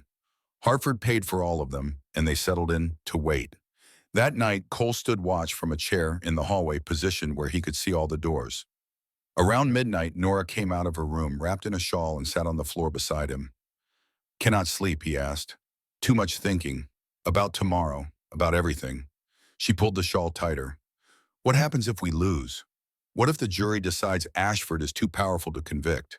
What if they side with him out of fear? Then we appeal. We take it to a higher court. We keep fighting until we win. And if we never win? Cole looked at her in the dim lamplight. Then at least we will know we tried, that we stood for something. Sometimes that has to be enough. She reached out and took his hand. I am glad you stood up, Cole. I am glad you cut me down from that post. So am I. She looked at their joined hands. What will you do? After this is over, I have been thinking about that. 3 years I spent believing I had lost everything when Margaret died. I thought the only thing left was to hide from the world, to make myself small enough that grief could not find me. And now I know that the worst thing a man can lose is not his wife or his home or his past. The worst thing he can lose is his reason to keep living. He met her eyes. You gave me that reason back. What comes next? After the fight is won or lost, what do we become? Neither of them had an answer yet, but they sat together in that hallway holding hands in the darkness, and for now that was enough. Outside, Marcus Ashford was arriving in Prescott with his son Victor and a team of lawyers from San Francisco. Tomorrow the real battle would begin. But tonight in this hotel, people were standing for truth, and that meant something. It had to. The night before the trial, Prescott swelled with people. They came from Pine Creek and beyond, families who had traveled 3 days to see justice done or justice denied. By sunset, more than 50 people had made camp in the courthouse square, their fires burning like small constellations against the darkness. Cole stood at the window of his hotel room, watching those fires, and felt the weight of what was coming settle onto his shoulders. Tomorrow was not just about Nora. It was about every person down there who had chosen to stand when staying quiet would have been safer. A knock at the door pulled him from his thoughts. Thomas Redhawk stood in the hallway holding something wrapped in soft leather. May I come in? Cole stepped aside and the old Apache entered, moving with that same quiet grace that seemed to defy his years. He unwrapped the leather to reveal a knife, old but beautifully maintained, the handle wrapped in beaded leather. This was Samuel's, Thomas said. Your father's, he corrected, looking past Cole toward Nora's room. He gave it to me before he died. Asked me to give it to her when the time was right. Why now? Because tomorrow she goes to war. Not with bullets, but with truth. And truth needs courage, same as any battle. Thomas held out the knife. Will you take it to her? Tell her what I said. Cole took the knife, feeling the weight of it, the history. I will. Thomas put his hand on Cole's shoulder, the gesture brief but weighted with meaning. You have done well, cowboy. Samuel would be proud. I am proud. After Thomas left, Cole stood in the hallway for a long moment, then knocked softly on Nora's door. She opened it, still dressed clearly, unable to sleep. Her eyes went to the knife in his hands. Your grandfather wanted you to have this. It was your father's. Nora took the knife with trembling hands, unwrapping it slowly. When she saw the blade, the beaded handle her father had carried every day, something broke open in her face. Not tears exactly, but something deeper. He said to tell you that tomorrow you go to war with truth, and truth needs courage. She held the knife against her chest. Thank you. They stood there in the doorway, the hallway dim and quiet around them, and Cole felt the words building in his throat, words he had not said to anyone since Margaret died. Tomorrow, he said, win or lose, I want you to know that meeting you changed everything. You gave me a reason to be more than a ghost haunting a cabin. Nora looked up at him, her dark eyes reflecting the lamplight. And you gave me hope when I had none left. When I was tied to that post, I thought I would die alone. But I did not, because you came. She reached up and touched his face, her palm warm against his cheek. After this is over, after Prescott, I want to build something with you. Not run from the past, but build toward a future. So do I. He leaned down and kissed her, then soft and careful, a promise more than passion. She rose up to meet him, her hand sliding to the back of his neck, and for a moment the world fell away, and there was nothing but this. Two people who had found each other in the darkness and chosen to walk toward the light together. When they finally pulled apart, both were breathing hard. I should let you rest, Cole said, though he made no move to leave. Stay, Nora said, just for a while. I do not want to be alone tonight. So he stayed sitting in the chair by her window, while she lay on the bed with her father's knife beside her, and they talked in quiet voices about the morning, about what came after, about the life they might build if they survived what tomorrow would bring. And when she finally fell asleep, Cole kept watch the way he had learned to do in his ranger days, the way that had kept people alive when the night was full of dangers. Tomorrow they would face Marcus Ashford and his lawyers and his money and his power. But tonight in this room, Nora was safe. That would have to be enough. Cole woke before dawn with the knowledge that something had shifted in the night. The town was too quiet. No sounds from the street below, no movement in the hotel hallway. It was the kind of quiet that came before violence. He rose quickly, checking his Colt, then the Winchester. Everything in order. He stepped into the hallway and nearly ran into Danny Porter, who was already awake and armed. Something feels wrong, the boy said. Cole nodded. Stay with the judge and the others. I'm going to check the street. He moved down the stairs and out the front door of the hotel just as the sun was breaking over the eastern hills. The courthouse square was still full of people from Pine Creek, but they were awake now, standing in small groups, talking in low voices. And across the square, leaning against the wall of a saloon that had not yet opened for the day, stood Victor Ashford. He was alone. No guards, no lawyers, no father standing behind him. Just a man in expensive clothes that looked slept in, with eyes that were red-rimmed and desperate. Cole's hand moved to his gun, but something made him pause. Victor was not armed. Or if he was not reaching for a weapon. He was just standing there, looking at Cole with something that might have been fear or might have been resignation. Brennan Victor called out, his voice carrying across the empty street. I need to talk to you. Cole walked forward slowly, keeping space between them, keeping his hand near his Colt. Talk. Victor pushed off from the wall and took 3 unsteady steps into the street. He had been drinking, so Cole could smell it from 10 feet away. This is not what I wanted, Victor said. His voice was thick, slurred. None of this. I just wanted her to say yes. To marry me. That was all. So you had her tied to a post and left for wolves. Victor flinched like he had been struck. My father said it was the only way. That she would ruin everything if she kept talking. That the land was worth millions if we could just get rid of her. And you listened. I've always listened. That is the problem. Victor laughed, a sound without humor. Do you know what it is like, Brennan? To have a father like Marcus Ashford. To know that nothing you do will ever be enough. That you are just a tool he uses to get what he wants. That does not excuse what you did. I know. Victor's voice broke. I know. But I did not want to kill her. I swear I did not. I just wanted the problem to go away. I thought if she was scared enough, she would leave. Just leave and never come back. But she did not scare. No, Victor looked at the ground. She is braver than I will ever be. For a long moment they stood there, 2 men who might have been friends in another life, in another world. Then Victor raised his eyes and Cole saw something in them he had not expected. Shame. I am going to lose today, Victor said. I know that. My father knows it too, though he will not admit it. He has already started planning how to make me disappear when this is over. Send me east, maybe. Or south to Mexico, somewhere I cannot embarrass him anymore. Then tell the truth.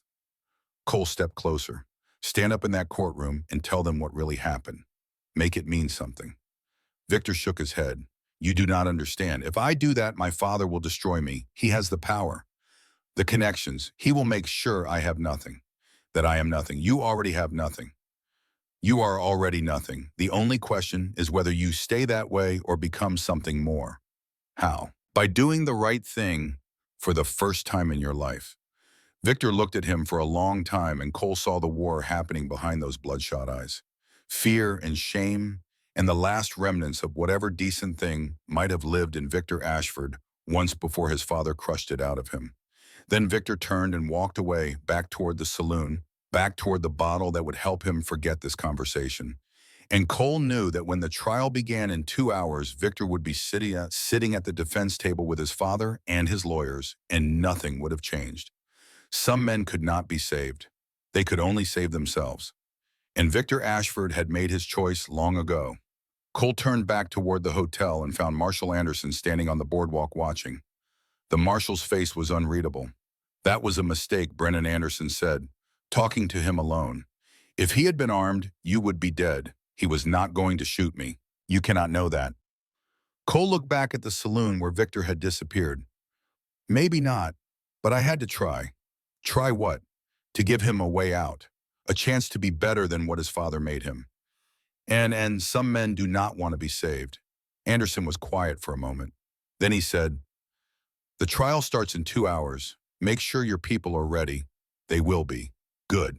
Because Marcus Ashford arrived last night with 5 lawyers from San Francisco and enough money to buy half the jury if he could find them. This is going to be a fight. We are ready for a fight. I hope so, Brennan. I truly hope so. The courtroom was packed by the time Judge Henry Morrison took the bench. Every seat was filled with people standing along the walls, more crowding in the hallway outside. The air was thick with the smell of too many bodies in too small a space, with tension and expectation, and the sense that something important was about to happen. Marcus Ashford sat at the defense table with Victor beside him and their team of lawyers arrayed like soldiers preparing for battle. Marcus looked calm, almost bored, as if this were a minor business inconvenience, rather than a trial that could destroy everything he had built. Nora sat at the prosecution table with Judge Hartford. Cole was in the first row behind her, close enough to reach if she needed him. Thomas Redhawk sat beside him, still and watchful. Danny was there too, flanked by his father, Frank Porter. Emma Chen, Doc Calloway, Reverend Walsh, all of them, everyone who had chosen to stand. Judge Morrison was a lean man with sharp features and eyes that missed nothing. He surveyed the packed courtroom, then brought his gavel down once. Order. This court will come to order. The noise died away. We are here today to hear the case of the territory versus Marcus Ashford and Victor Ashford, charged with bribery of public officials, fraud, and conspiracy to commit murder. Morrison looked at the defense table. How do the defendants plead? The lead defense attorney, a smooth-talking man named Daniels, rose. Not guilty on all counts, Your Honor. Very well, Mr. Hartford. You may present your opening statement. Hartford stood, and when he spoke, his voice carried to every corner of the room. Members of the jury, you are about to hear a story about power and corruption, about a young woman who dared to say no to a powerful man and what that man did to silence her. He paused, letting that sink in. Miss Nora Windrider is a school teacher. She has no money, no influence, no powerful friends. All she has is the truth. And in this courtroom, that will be enough. Daniels gave his opening, next painting a different picture. A disgruntled employee who had stolen from her employer and was now making wild accusations to avoid justice. He spoke of Marcus Ashford's philanthropy, his contributions to the territory, the jobs he had created. It was a good performance. If you did not know the truth, you might believe it. Then Hartford called his first witness. Miss Nora Windrider, please take the stand. Nora rose and walked to the witness box. She placed her hand on the Bible and swore to tell the truth, and her voice when she spoke was clear and strong. Hartford led her through the testimony, the teaching position at the reservation school, Victor's proposal, her refusal, the false accusation of theft, being arrested without warrant, being taken to the ridge and tied to the cedar post. And then what happened? Hartford asked. Then Mr. Brennan found me. He cut me down and took me to safety. Did you steal that money, Miss Windrider? No, sir, I did not. Daniels cross-examined her aggressively, trying to shake her story to find inconsistencies. But Nora had lived through it. She knew every detail, every moment, and she did not waver. When she finally stepped down, Cole saw the jury's faces. They believed her. The witnesses came next. Frank Porter testifying about the school board meetings, about the pressure from Victor Ashford about the bribery payments. I took the money, Porter said, his voice heavy with shame. $500. Ashford said it was a consulting fee, but I knew what it really was. It was payment for my silence. Emma Chen testified about hearing Victor threaten Nora. Doc Calloway about the school records, each one building the case brick by brick. But it was Thomas Redhawk who brought the courtroom to silence. The old Apache stood in the witness box with the dignity of a chief, and when he spoke, every word was measured and clear. My people have a saying, he said. A community is measured by how it treats those with no power. He turned to look at Victor Ashford. This man believes women are property to be claimed. He believes that saying no to him is a crime worthy of death. He is wrong. Thomas looked at the jury now. My granddaughter is daughter of two worlds. She has walked between Apache and white, honoring both, betraying neither. When this man tried to break her, she refused to break. When he left her to die, she chose to live. His voice grew stronger. Today you must choose. Do you stand with the powerful who crush those beneath them? Or do you stand with those who refuse to kneel, even when the wolves circle? He sat down, not another word, and the courtroom remained absolutely still. Hartford called one more witness, a young man named Peter Grant, one of the hired guns who had been captured after an attempted ambush. He had agreed to testify in exchange for a reduced sentence.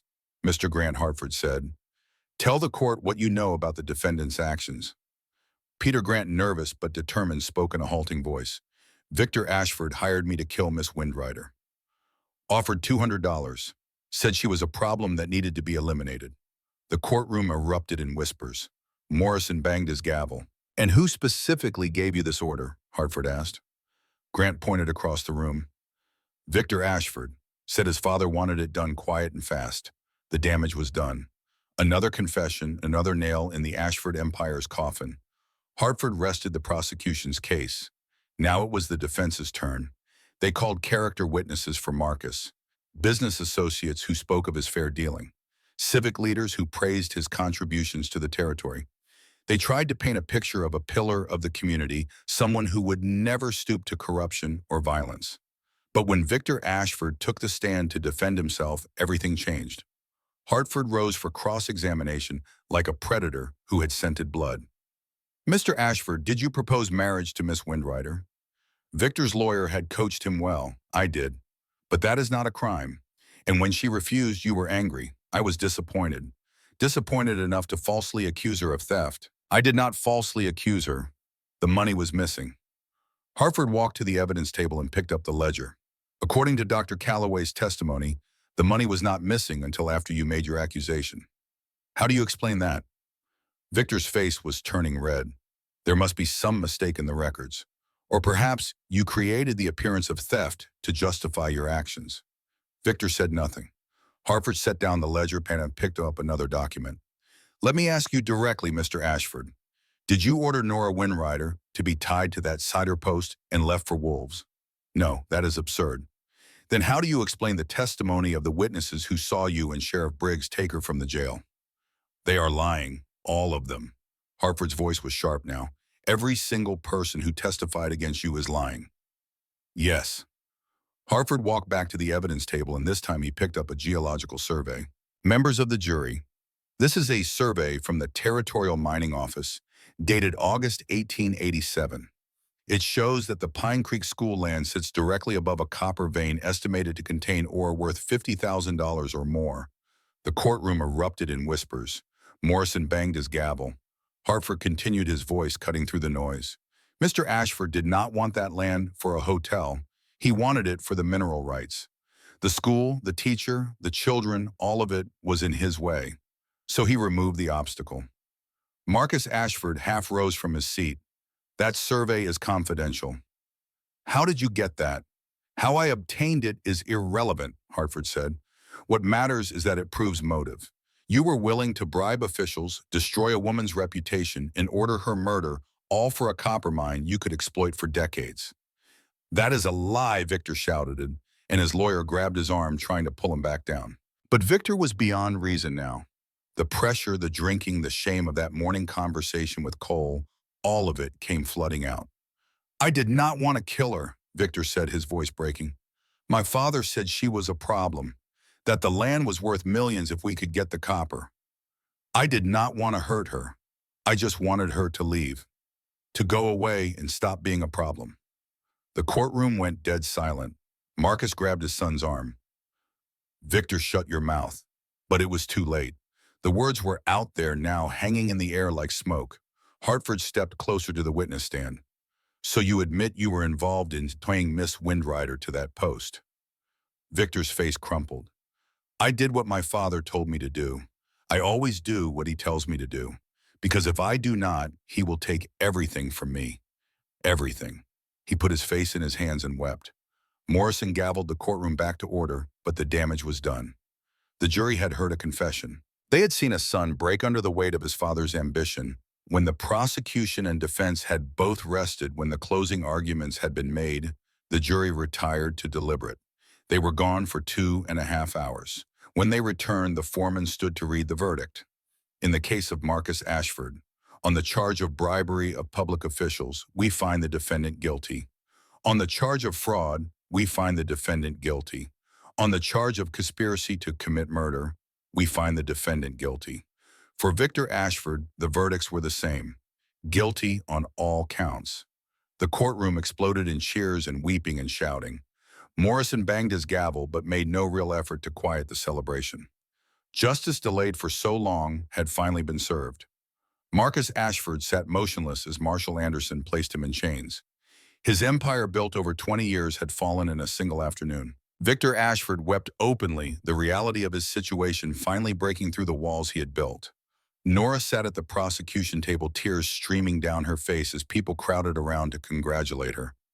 Cole made his way through the crowd and put his hand on her shoulder. She looked up at him, her eyes shining. We won, she said. You won. You and everyone who stood with you. Judge Morrison sentenced them that afternoon. His words were harsh and unforgiving. You used your power to oppress the powerless. You corrupted officials, destroyed livelihoods, and attempted to murder a young woman whose only crime was refusing to submit to your will. You are a disgrace to this territory and to every honest man who has tried to build something good here. Marcus received 18 years in territorial prison. Victor, because of the attempted murder charge, received 25 years. As the Ashfords were led from the courtroom in chains, Marcus turned to look at Nora one last time. There was no remorse in his eyes, only hatred. But Nora met his gaze steadily, refusing to look away, and it was Marcus who finally turned his head. That evening, the people of Pine Creek threw a celebration in the courthouse square. Someone produced a fiddle, someone else a guitar, and soon there was music and dancing and laughter that rang through the streets of Prescott like a benediction. Thomas Redhawk stood apart from the celebration, watching with satisfaction. He caught Nora's eye and nodded once, a gesture that contained pride and approval, and the knowledge that she had become the woman he always knew she could be. Marshall Anderson shook Cole's hand. You did good work. If you ever want a job, I could use a deputy. I will think about it, Cole said, but right now I think I am needed elsewhere. He found Nora standing at the edge of the crowd, watching the celebration, but not quite part of it yet. He offered his hand. Dance with me. She smiled and took his hand, and they moved together to the music, surrounded by people who had fought beside them and won. As they danced, Nora said quietly, What now? What do we do after all this? We go home, Cole said. We go back to Pine Creek and we build a life. We teach school and keep the peace and we live. Just live. No running, no hiding, no more looking over our shoulders. Just living. She leaned her head against his shoulder. That sounds perfect. 3 months later, on a spring morning when the wildflowers were blooming across the high desert and the air smelled of pine and rain and new beginnings, a schoolhouse opened in Pine Creek. It was bigger than the old one, built with donations from throughout the territory and labor from volunteers who believed in what it represented. Not just a place of learning, but a symbol of what happened when ordinary people refused to accept injustice. Nora Windrider stood in front of her class on that first day, looking at the eager faces of 20 students, and she thought about how far she had come. From that cedar post on the frozen ridge to this moment, standing in a school that had been built on the foundation of courage and community. Cole Brennan, wearing a deputy marshal's badge, now rode past the school that morning on his rounds. He caught Nora's eye through the window, and she smiled, and the world felt right in a way it had not felt in years. Danny Porter worked at his father's new store, bigger and better than the one that had burned. But twice a week he rode out to Cole's small ranch to learn the skills of a cowboy and a lawman. Cole taught him tracking and shooting and the code that a man lived by when he wanted to live right. "You are going to make a fine ranger someday," Cole told the boy one afternoon as they worked on breaking a young horse. Danny grinned. "That is the plan. Join up when I turn 18, just like you did. Just remember, the badge does not make the man makes the badge." "Yes, sir." That evening, Cole and Nora walked together through the rebuilding town, past Frank Porter's store, where business was thriving, past Emma Chen's restaurant, where the smell of cooking drew people from blocks away, past the church where Reverend Walsh was preparing his Sunday sermon. They walked to the edge of town, where a small house stood newly built with a porch that faced the mountains and a garden where Nora had planted vegetables and flowers. "This is home," she said, looking at the house they had built together. "Yes," Cole said, "this is home." 1 year after the trial, on the anniversary of the day Cole had cut her down from the cedar post he asked her to marry him. They were sitting on that porch watching the sunset paint the peaks gold and purple, and the words came easily. "Nora Windrider, will you marry me?" She did not hesitate. Yes. They were wed 2 weeks later in the new schoolhouse with the entire town in attendance. Reverend Walsh performed the ceremony, his voice strong and clear as he spoke about love and courage and two people who had found each other in the darkness and built something beautiful in the light. Thomas Redhawk gave Nora away, walking her down the aisle with quiet dignity. Mary Hartford cried happy tears. Frank Porter and his family sang. Emma Chen provided food for the reception that followed. Doc Calloway made an awkward but heartfelt toast. And Cole and Nora stood before their community and promised to love and honor each other, to stand together through whatever came, to build a life on the foundation they had laid when she refused to break and he refused to walk away. Marshall Anderson attended the wedding, and afterward he pulled Cole aside. "I meant what I said about that deputy job," he said. "The territory's growing. We need good men." Cole looked at Nora, who was laughing with the children from her school. "I will take it, but I stay based here in Pine Creek." "Done." So Cole Brennan became deputy marshal for the Northern Territory riding circuit, but always coming home to Pine Creek, to Nora, to the life they were building together. 5 years passed. The town prospered. The school grew. Nora became principal, teaching not just children, but training new teachers to work in reservation schools throughout the territory. She had become a bridge between worlds, just as her father had been. Cole, now 39, had a reputation as a fair but tough lawman. Men respected him, outlaws feared him, and he came home every evening to a house that was warm and full of life. They had 2 children. Samuel, named for Nora's father, was 4 years old, with his mother's dark hair and his father's quiet intensity. Margaret, named for the wife Cole had lost, was 2, with a smile that could light up a room. Every year on the anniversary of that day on the ridge, Cole and Nora rode up to Mogollon Rim to visit the cedar post. It still stood gray and weathered, rope ends swaying in the wind. They would stand there together, remembering that night. The wolves, the terror, the moment when everything changed. "This place saved us," Nora said one year. "Both of us." "Yes," Cole agreed. "It showed me who I wanted to be, and it brought me to you." They did not stay long. The post was part of their past, important but not defining. They had built something bigger than that night, something that would outlast the weathered wood and the memory of fear. Danny Porter was 21 now, wearing a Texas Ranger badge, just as he had always dreamed. He visited Cole and Nora when his duties brought him through Pine Creek, and he always stayed for dinner. Always asked Cole's advice about the job, about life, about the code. "Everything I know about being a man," Danny said one evening, "I learned from you." Cole put his hand on the young ranger's shoulder. "Then pass it on. That is how it works. Each generation teaches the next." 10 more years passed. Cole was 49 now, his hair showing gray at the temples, his face lined by sun and wind and the weight of responsibility. But he was content in a way he had never been before. Margaret died. He had found purpose again. Family, community. Nora was 41, still teaching, though their children were older now. Samuel was 14, already tall and serious, learning to track and shoot from his father. Margaret was 12, bright and curious, devouring every book she could find. They taught both children about their heritage. Samuel and Margaret spoke Apache as fluently as English, learned the stories and traditions from Thomas Redhawk, who at 90 still moved with surprising vigor, and they taught them about the cedar post, about the night their mother nearly died and their father chose to stop, about standing up when it mattered, about the difference between fear and cowardice. One summer evening when Cole was 55 and Nora 47, they sat on their porch watching their grandchildren play in the yard. Samuel had married Emma Chen's daughter, and they had two children. Margaret had married a young lawyer from Prescott, and they had one. Thomas Redhawk, now impossibly old at 95, sat in a rocking chair, his weathered face peaceful in the dying light.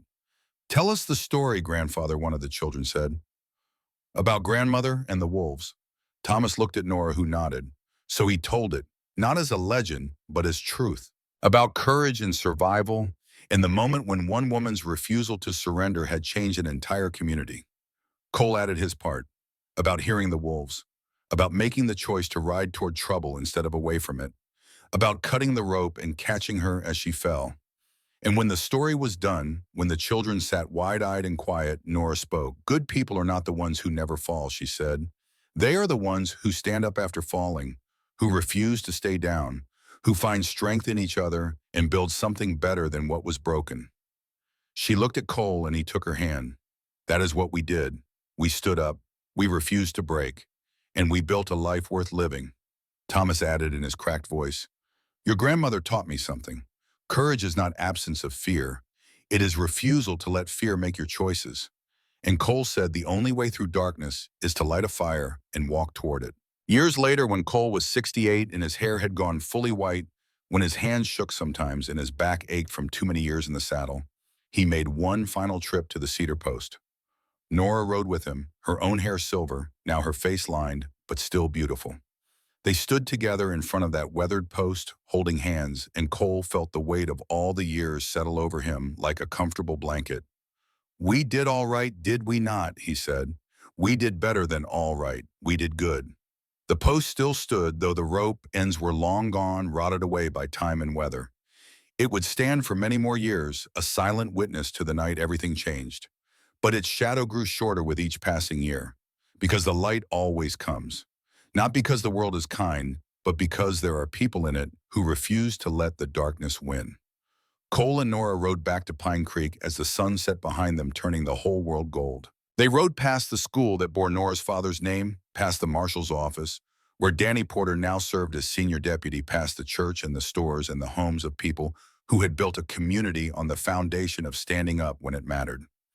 And when they reached their own small house with its porch facing the mountains and its garden full of flowers Nora had tended for 30 years, they sat together and watched the stars come out. "Do you ever regret it?" Nora asked. "Stopping that day, getting involved?" Cole thought about that, about all the danger and fear and struggle, about the trial and the violence and the times when they had not been sure they would survive. But he also thought about Samuel and Margaret, about the grandchildren playing in the yard, about the school and the community and the legacy of standing up that would be passed down through generations. "Not for a second," he said. "Neither do I." They sat in silence as the night deepened, two people who had found each other in the darkness and walked toward the light together. Who had refused to break when breaking would have been easier? Who had built something that would outlast them both? And far away on a ridge where the cedar trees grew twisted from the rock, an old post stood against the stars. Weathered and gray and empty now, but still standing, still bearing witness. Because some things endure, not the violence or the fear or the pain, but the courage to stand, the refusal to kneel, the choice to walk toward the fire instead of running from it. That is what lasts. That is what matters. That is the legacy of the cedar post and the two people who would not let it break them. And somewhere in the night, if you listen closely, you could almost hear the echo of wolves. Not hunting now, just singing to the moon. Because even wolves understand that some prey cannot be taken, some spirits cannot be broken. Some people simply refuse to die.